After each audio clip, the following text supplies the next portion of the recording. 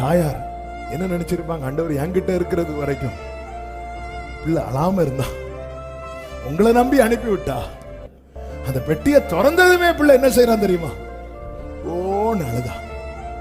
அப்படி மட்டும் அந்த பிள்ளை அழலைன்னா பார்வனுடைய குமாரத்தை இறங்கி இருக்க மாட்டான். ஹல்லேலூயா. என் பிள்ளை அழுதா, தேவ இரக்கம் கிடைக்கும்னா அழட்டும். ஆமென். பிரசன்ட் நமக்கு தெரியாது, ஆனா அதுலதான் ஃபியூச்சரே இருக்கு. ஃபியூச்சரே இருக்கு. ஹல்லேலூயா. இன்னைக்கு உலகம் முடிந்தது என்று சொல்லி ஒரு முடிவு எழுதும் தெரியுமா? உனக்குள்ள அவர் திட்டம் இருக்கணும்னா பிரசன்ட் நமக்கு புரியாது.